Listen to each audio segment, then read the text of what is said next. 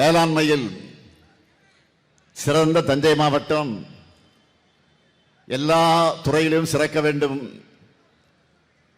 என்று கடந்த 5 ஆண்டுகள்ல நிறைய பணிகளை செஞ்சு கொடுத்திருக்கிறோம். முக்கியமான சிலவற்றை மட்டும் ஹைலைட்டா சொல்லணும்னா, டெல்டா பகுதியினுடைய முதல் டைடல் பூங்காவா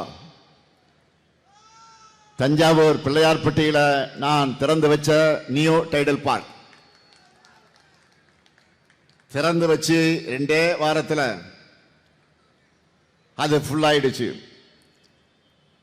இப்போ தஞ்சாவூருக்கு இன்னொரு டைடல் பார்க் வேணும்னு கேட்க ஆரம்பிச்சுட்டாங்க. மாநிலத்திலேயே முதல் முறையா ஒரத்தநாடு வட்டம் பஞ்சநதி கோட்டை அமைக்கப்பட்டிருக்கக்கூடிய நேரடி கொள்முதல் நிலையம், பெருநிலையம், நெல் தூற்றுவதில் இருந்து சரக்கு மூட்டையில நெல்லை நிரப்பி தைப்பது வர எல்லாமே இயந்திரமாம். இதனால நாளொன்றுக்கு 5000 மூட்டைகள் நெல் கொள்முதல் செய்ய முடியும். பேராவூரணி வட்டத்தில் குறு சிறு நடுத்தர தொழில் நிறுவனங்களுக்காக பொது வசதியாக்க மையம், திருவையாறு கூட்டு குடிநீர் திட்டம், திருவையாறு பேரூராட்சி நகராட்சியாக தரம் உயர்வு,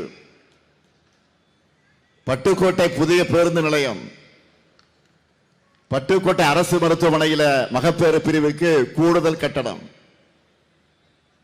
திருவிடைமருதூர்ல புதிய கலை மற்றும் அறிவியல் கல்லூரி, திருக்காட்டுப்பள்ளி அரசு கல்லூரி, தஞ்சாவூர்ல சிவகங்கை பூங்கா புதுப்பிப்பு, தஞ்சாவூர்ல குழந்தைகளின் அறிவியல் தாகத்தை வளர்க்கக்கூடிய ஸ்டெம் பார்க், தஞ்சை ஆமினி பேருந்து நிலையம், மாமன்னர் ராஜராஜன் பிறந்த ஐப்பசி சதய நாள அரசு விழாவாக கொண்டாடுகிறோம். கும்பகோணம் நகராட்சியை மாநகராட்சியாக தரம் உயர்த்தி இருக்கிறோம். போட்டித் தேர்வுகளுக்கு தயாராகுகிற நம்முடைய மாணவர்களுக்கு கும்பகோணத்தில் அறிவுசார் மையம் மற்றும் நூலகம். இது மட்டுமல்ல, கும்பகோணத்தில் புதிய பேருந்து நிலைய பணிகளும் நடைபெற்று வருது. திருவையாறு திருக்காட்டுப்பள்ளியில புதிய பேருந்து நிலையங்கள் அமையவிருக்கு. ஒரத்தநாடு வட்டம் நடுவர் கிராமத்தில்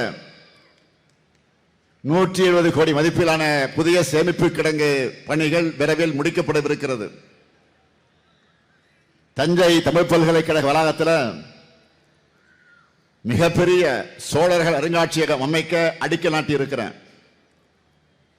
அந்த பணிகள் முடிந்து திறந்த பிறகு அதை பார்ப்பதற்காக பல்வேறு இடத்திலிருந்து தஞ்சாவூருக்கு வரப்போறாங்க. மதுரைக்கு ஒரு கீழடி, நெல்லைக்கு ஒரு புறநகர் அருங்காட்சியகம் போல இனி தஞ்சைக்கு சோழர்கள் அருங்காட்சியகம் இருக்கும். செங்கிப்பட்டி மற்றும் பாளையப்பட்டி தெற்கு கிராமத்திலையும் பட்டுக்கோட்டை வட்டம் ராஜமடம் கிராமத்திலையும் சிப்காட் தொழிற்பேட்டை அமையவிருக்கு. அதிலேயும் ராஜமடத்தில் அமைகிற கடல்சார் உணவு பதப்படுத்துதல் மற்றும் ஏற்றுமதி பூங்காவில் 2000 பேருக்கு வேலை கிடைக்கும். எல்லாவற்றுக்கும் மேல ஆளுநராக இருந்த ரவி அவர்கள் வரவே கூடாது என்று நினைத்து தடுத்த கும்பகோணம் கலைஞர் பல்கலைக்கழகத்தையும் திராவிட மாடல் 2.0 அமைச்சு அதை திறந்தே தீருவோம். நானே நேரில் வந்து திறந்து வைப்பேன், இது உறுதி. நீங்க 100% வெற்றியை மட்டும் கொடுங்க. தஞ்சை மாவட்ட வளர்ச்சியை இனி யாராலும் தடுக்க முடியாது. இப்படி தொகுதி வாரியா துறை வாரியா இத்தனை பணிகளை செய்கிற காரணத்தால தான் கம்பீரமா திமிரா ஒரு ஆணவத்தோட உங்க முன்னாடி வந்து நின்று வாக்கு கேட்க வந்திருக்கேன். நம்முடைய சாதனையை சொல்ற இந்த நேரத்தில் இன்னொரு அதிர்ச்சியான செய்தியை உங்ககிட்ட சொல்லியாக வேண்டியிருக்கு. சீர்காழி, கடலூர், திருவண்ணாமலை, விழுப்புரம் ஆகிய ஊர்களை பிரச்சாரத்தை முடிச்சிட்டு நான் சென்னைக்கு போனதும் அதிகாரிகள் ஒரு கடிதத்தை என்கிட்ட காமிச்சாங்க. என்ன தெரியுமா அது? பழனிசாமியுடைய ஓனரா இருக்கிறாங்க பாருங்க, ஒன்றிய பாஜக அரசு. பழனிசாமியுடைய ஓனர் அவங்க தான், ஒன்றிய பாஜக அரசு. தமிழ்நாடு அரசுக்கு அனுப்பி இருக்கக்கூடிய கடிதம் அது. தமிழ்நாடு அரசுக்கு ஒன்றிய அரசு ஒரு கடிதம் அனுப்பி இருக்கு. இப்படி கூட ஒருத்தரால யோசிக்க முடியுமா என்பது போல அந்த கடிதம் அமைஞ்சிருக்கு. அதுல என்ன சொல்லியிருக்காங்கன்னா, நல்லா கவனிங்க. அதுல என்ன சொல்லியிருக்காங்கன்னா, தமிழ்நாடு அரசு வழங்கக்கூடிய ஊக்கத்தொகையால நெல் உற்பத்தி நிறைய பெருகி வருதான். அப்படி பெருகிற காரணத்தினால பல்வேறு பிரச்சனைகள் உருவாகுதான். அதனால தமிழ்நாடு அரசு நெல்லுக்கு வழங்கிட்டு இருக்கக்கூடிய ஊக்கத்தொகையை மறுபரிசீலனை செய்யணுமா? இந்த கொடுமை பாருங்க. மொத்தத்தில் நெல்லுக்கு ஊக்கத்தொகை வழங்கக்கூடாது என அறிவுறுத்தி ஒன்றிய அரசு நமக்கு கடிதம் அனுப்பியிருக்காங்க. அதுவும் தமிழ்நாட்டை சார்ந்தவர் என மூச்சுக்கு மூச்சு சொல்லிக்கிற அம்மையார் நிர்மலா சீதாராமன் அவர்களுடைய நிதி அமைச்சகம் இந்த கடிதத்தை அனுப்பியிருக்கு. உண்மையிலே தமிழர் என்ற உணர்வு இருந்தா இதுக்காவது பழனிசாமி அவர்கள் வாய் திறந்து அவங்க ஓனரான பாஜகவை கண்டிப்பாரா? வெக்கம், மானம், சூடு, சுரணம் இருந்தா பாஜகவை கண்டிக்க எடப்பாடி தயாரா? இல்ல அசிங்கமா வழக்கம் போல அவதூறு பேச மட்டும்தான் அவர் வாய் திறப்பாரா? விவசாயிகளுக்கு எவ்வளவு பெரிய துரோகம் இது! இன்னொரு முக்கியமான விஷயத்தை உங்கள்கிட்ட நான் நினைவுபடுத்துறேன். 4 ஆண்டு காலம் முதலமைச்சராக இருந்த போலி விவசாயி பழனிசாமி ஆட்சியில் தமிழ்நாட்டுக்கு உணவளிக்கக்கூடிய வேளாண் பெருமக்களுக்கு மாநில அரசு வழங்குகிற நெல்லுக்கான ஊக்கத்தொகையை ₹1 கூட அவர் உயர்த்தி தரல. பச்சை துண்டை போட்டுக்கிட்டு பழனிசாமி விவசாயிகளுக்கு பண்ணதெல்லாம் பச்சை துரோகம் தான் பண்ணார். இதுவே நம்ம திராவிட மாடல் ஆட்சியில் இந்த ஊக்கத்தொகையை சன்னரக நெல்லுக்கு குவிண்டால் ஒன்றுக்கு ₹70 ₹156 ஆகும். பொது ரக நெல்லுக்கு குவிண்டால் ஒன்றுக்கு ₹50 ₹131 உயர்த்தி வழங்கியிருக்கிறோம். அதனாலதான் நெல்லுக்கு குவிண்டால் ஒன்றுக்கு ₹2500 வழங்குவோம்னு 2021ஆம் ஆண்டு திமுக தேர்தலுக்கு சொன்னதை செஞ்சு காட்டியிருக்கோம்.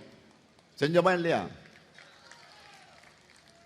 கடந்த 5 ஆண்டுகள ஊக்கத்தொகை மட்டும் ₹2500 அதிகமான நிதி விவசாயிகளுக்கு வழங்கப்பட்டு இதனால 30 லட்சம் விவசாயிகள் பயனடைந்திருக்காங்க. நான் மீண்டும் இந்த தஞ்சை மண்ணில் நின்று உறுதியா சொல்றேன், நெல் குவிண்டால் ஒன்றுக்கு ₹2500 என 2021ஆம் ஆண்டு தேர்தலுக்கு சொன்னபடியே செஞ்சோம். அதே போல இப்போ 2026 தேர்தல் அறிக்கை சொல்லியிருப்பது போலவே அடுத்து அமையவிருக்கக்கூடிய திராவிட மாடல் 2.0 ஆட்சியில் குவிண்டால் ஒன்றுக்கு ₹3500 வழங்க போகிறோம் என்று உறுதி செய்கிறான். உறுதியா சொல்றான். ஒன்றிய பாஜக அரசும் அடிமை பழனிசாமியின் அதிமுக சேர்ந்து இதை தடுக்க என்ன முயற்சி பண்ணாலும், எவ்வளவுதான் தடுக்க திட்டமிட்டாலும் அதையெல்லாம் இந்த முத்துவேல் கருணாநிதி ஸ்டாலின் முறியடிப்பான். உலகத்துக்கே உணவளிக்கிற விவசாயிகளுக்கு உரிய விலையை நான் நிச்சயம் உறுதி செய்வேன். முடிஞ்சா தடுத்து பாருங்க. இந்த டெல்டா மண்டல விவசாயிகளுக்காக இன்னும் என்னென்ன சாதனைகளை பண்ணியிருக்கோம்னு நான் சுருக்கமா சொல்றேன். தமிழ்நாட்டு வரலாற்றிலேயே முதல் முறையா வேளாண்மைக்காக தனி நிதிநிலை அறிக்கை தாக்கல் செஞ்சிருக்கிறோம். கடந்த 5 வருஷமா முக்கியமா குறித்த நாள்ல டெல்டா பாசனத்துக்காக மேட்டூர் அணையை திறந்து வச்சிருக்கிறேன். 5 வருஷமா தொடர்ந்து நம்ம ஆட்சியில கடந்த 5 வருஷமா மண்ணு மக்களும் மகிழ்ச்சியா இருக்காங்க. காவிரி டெல்டா பகுதிகளில் 24,833 கிலோமீட்டர் இடத்திற்கு தூர்வாரக்கூடிய பணிகள் 459 கோடி ரூபாயில சிறந்த முறைகளை மேற்கொண்டு கடைமடை விவசாயிகள் போற்றக்கூடிய நிர்வாகத்தை வழங்கி இருக்கிறார். 2021 2022 முதல் கடந்த ஆண்டு வரை குறுவை சிறப்பு தொகுப்பு திட்டம் வழங்கி இருக்கிறார். ஆனா பழனிசாமி ஆட்சியில விவசாயிகளுக்கு செய்யப்பட்டதெல்லாம் வெறும் வேதனைகள் தான். விவசாயிகளுக்கு அவர் செஞ்ச துரோகங்கள் ஒன்றா இரண்டா, அதையெல்லாம் ஒரு நாள் போதுமா சொல்வதற்கு? போதாது. காவேரி காப்பாளர்னு தனக்குத்தானே பட்ட பேர் வச்சுக்கிட்டார். அவர் உண்மையான விவசாயியாக இருந்தா இந்தியா முழுக்க உழவர் பெருமக்களை எதிர்த்து போராடின 3 வேளாண் சட்டங்களை ஆதரிச்சிருப்பாரா? போராட்ட பண்ண விவசாயிகள் என்ன சொன்னார்? புரோக்கர்கள் வாய்க்குசாம சொன்ன புலுகு முட்டை தான் இந்த பழனிசாமி. அதிமுக ஆட்சியில இந்த டெல்டா மாவட்டங்கள்ல இயற்கை சீற்றம் நடந்தப்போ இங்குள்ள மக்களை காப்பாற்றினாரா பழனிசாமி? இந்த டெல்டா மாவட்டத்தை சார்ந்த அன்றைய அமைச்சர் OS மணியன் வந்தப்போ மக்களை விரட்டி அடிச்சாங்க. சுவர் மேல ஏறி குதிச்சு அவர் தப்பிச்சு ஓடின நிலையெல்லாம் ஏற்பட்டுச்சு. நீங்களாம் பார்த்திருப்பீங்க அந்த வீடியோல. அதெல்லாம் நினைவில்லையா? விவசாயிகளுக்கு PM கிசான் திட்டத்தில் 110 கோடி ரூபாய் ஊழல் நடந்ததும் அதிமுக ஆட்சியில தான். விவசாயிகளுக்கு சேர வேண்டிய நிதியை யாருக்கோ கொடுத்தார் பழனிசாமி. இதுதான் போலி விவசாயியான பழனிசாமி ஆட்சி செஞ்ச லட்சணம்.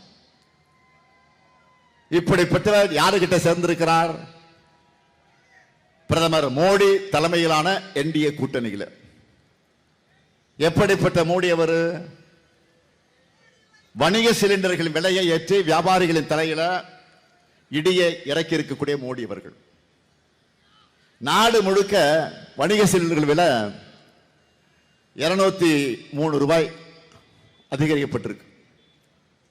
இதனால வணிகர்கள் மட்டுமல்ல எல்லாருமே பாதிக்கப்பட்டிருக்கிறாங்க. ஹோட்டல்ல உணவுப் பொருட்களுடைய விலை கடுமையா எகிரிடுச்சு. 12 ரூபாய் டீ இப்ப 15 ரூபாய் வந்துருச்சு.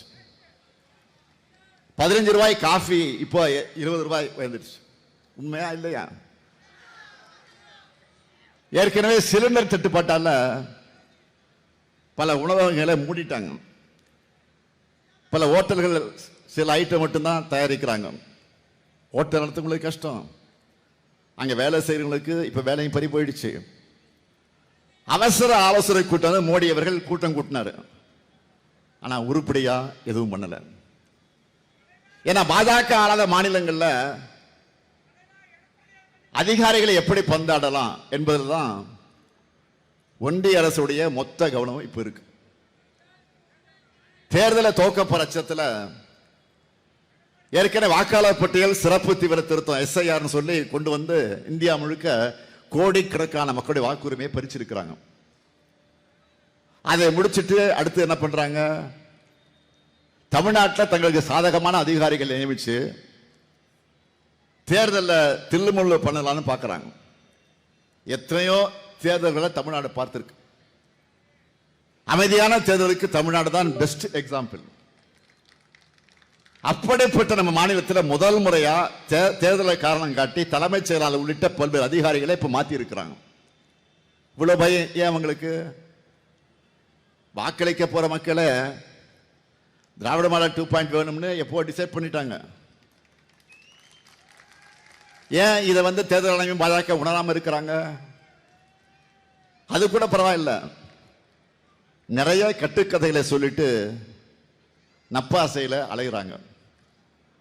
இப்படித்தான் 2021 தேர்தல் அப்போ முதலமைச்சர் ஆகிற யோகம் ஸ்டாலினுக்கு இல்லைன்னு சொல்லிட்டு திரிஞ்சாங்க. சொன்னாங்கல்ல, கட்டம் சரியில்லை சொன்னாங்கல்ல. யோகத்தை நம்பி சும்மா இருப்பவனா இந்த ஸ்டாலின்? அதிர்ஷ்டம் இல்லைன்னு அழுத்துக் கொள்பவனா இந்த ஸ்டாலின்? நான் யோகத்தை நம்புறவன் அல்ல, என்னுடைய உழைப்பை நம்புறவன். தலைவர் கலைஞரின் உழைப்பை கற்றுக்கொண்ட மாணவன் நான். அதே போல இப்போ 2020 தேர்தலுக்கு என்னென்ன சொல்றாங்க? இப்ப என்ன சொல்றாங்க? திமுகவில் யாரும் தொடர்ந்து 2 முறை யாரும் முதலமைச்சர் ஆனது இல்லையா? போன முறை நீங்க சொன்னதை உடைச்சு நான் முதலமைச்சர் ஆனேன். 2வது முறை இல்லைன்னு சொல்றாங்களே, அதையும் உடைக்கிறேன் பாருங்க. என் உயிரோடு கலந்திருக்கக்கூடிய தலைவர் கலைஞருடைய அன்பு உடன்பிறப்புகள் இருக்காங்க, மக்கள் நம்பக்கம் இருக்காங்க. எல்லாத்தையும் உடைச்சு 2021 பெற்றதை விட அதிக தொகுதியில் வென்று ஆட்சிக்கு வருவோம் பாருங்க.